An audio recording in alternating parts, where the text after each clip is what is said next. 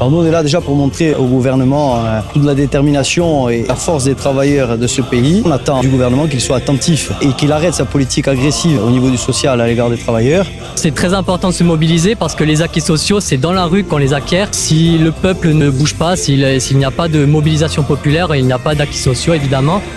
Il y a ESH, accompagnant d'élèves en situation de handicap. On touche 800 € par mois, un salaire qui est en dessous du seuil de pauvreté. On est des travailleurs pauvres de l'éducation nationale, sachant qu'on est quand même la deuxième catégorie de personnel de l'éducation nationale. On a souvent un deuxième et un troisième travail et on n'arrive pas à un SMIC.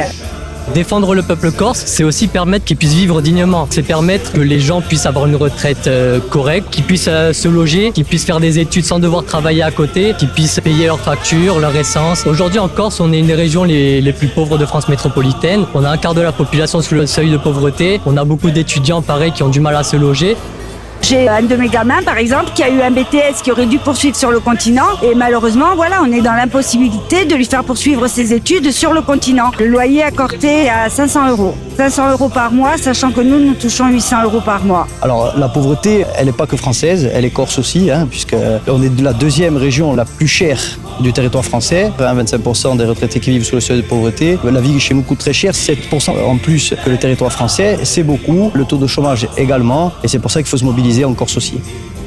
On peut considérer qu'il y a à peu près 2000-2500 personnes à nos côtés. On est content, satisfait de la mobilisation. On voit qu'il y a eu du monde, beaucoup de professions, beaucoup de services publics. On a vu aussi des entreprises du privé nous rejoindre. Pour nous, c'est très positif. Oui.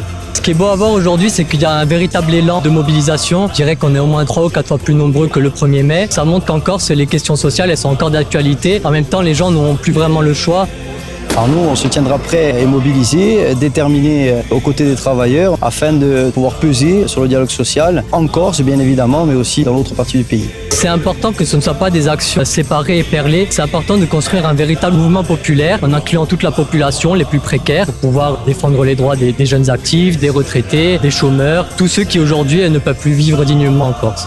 Le mouvement il prendra de l'ampleur quand on voit à quel point l'État a une politique agressive à l'égard des travailleurs, il ne peut prendre que de l'ampleur.